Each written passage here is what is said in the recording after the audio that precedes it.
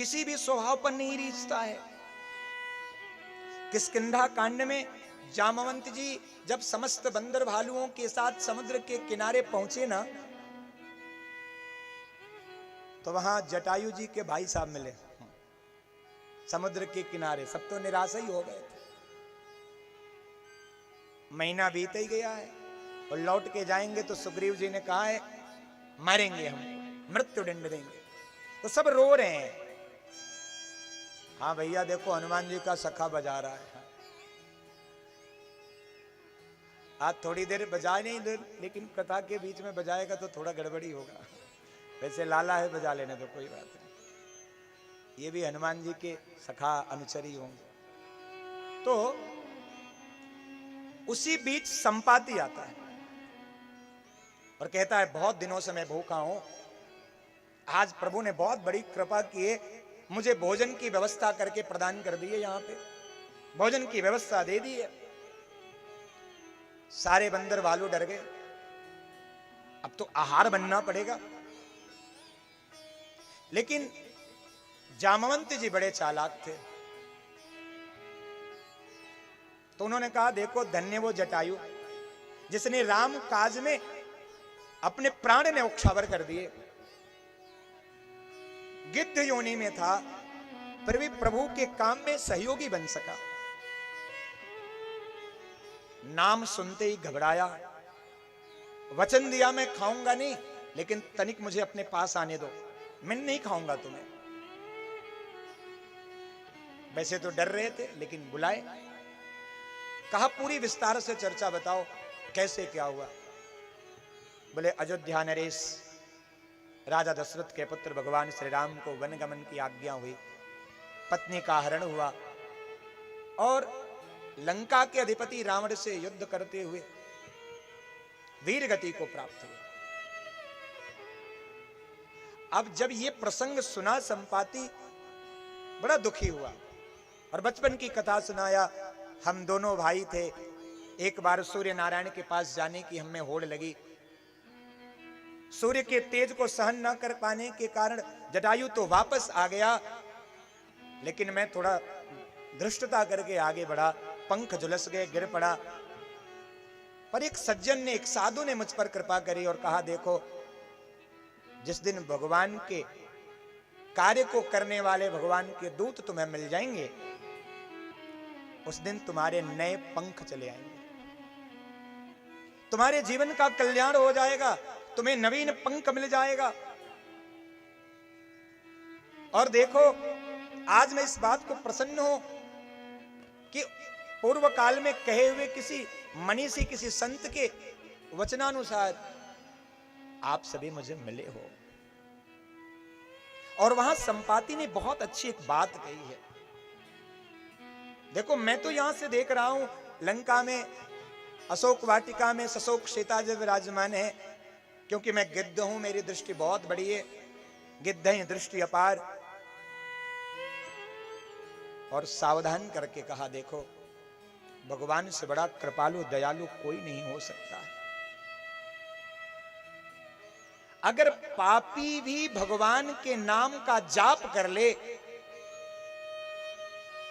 पापी भी भगवान के नाम का जाप कर ले तो वाकई जीवन में मंगलता आती है। ये कौन कह रहा है? गिद्ध कह रहा है महाराज। जाके कर्म में ही पाप भ्रष्ट लिखा है महाराज। समाज में संज्ञा दी जाती है, जो बहुत मांसाहार करता है कहा हो गिद्ध हो गए हो का। उपमा दी जाती है गिद्ध की। और मानसकार कहते हैं संपाति आज संपूर्ण वानर भालुओं को उपदेश दे रहा है, पाप करने वाले पर भी रघुनाथ की कृपा होती है और उनकी कृपा से उसके जीवन में मंगलता आती है। मानसकार लिखते हैं पापी जाकर नाम सुमिरे, पापी जाकर नाम सुमिरे, अति अपार तरही, अति अपार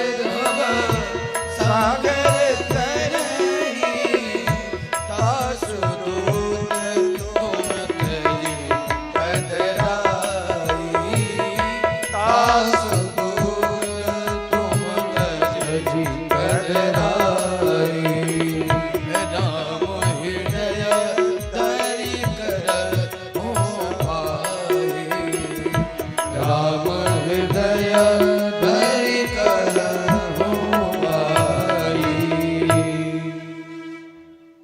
कह रहे पापी हूं जाकर नाम सुमरे हैं।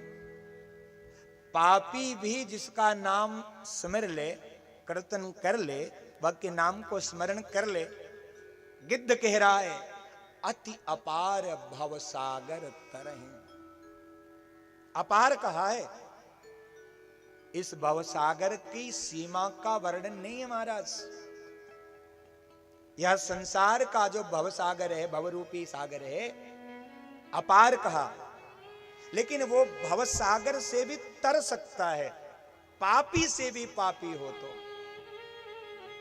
इसलिए कीर्तन का महत्व है। मानस की यह चौपाई प्रमाणित करती है और कहता है तास दूत तुम तजी कदराई। उन प्रभु श्री राम के दूत हो और आलस्य कर रहे हो कि कैसे जाऊंगा। अरे छोड़ो, एक बार हृदय में राम के नाम का स्मरण करो, तुम्हारे कार्य अपने आप सिद्ध हो जाएंगे। कीर्तन क्या है? कीर्तन का यही प्रभाव है प्यारे। हिसाब देना पड़ेगा आपको, साची बात कह रहा हूं।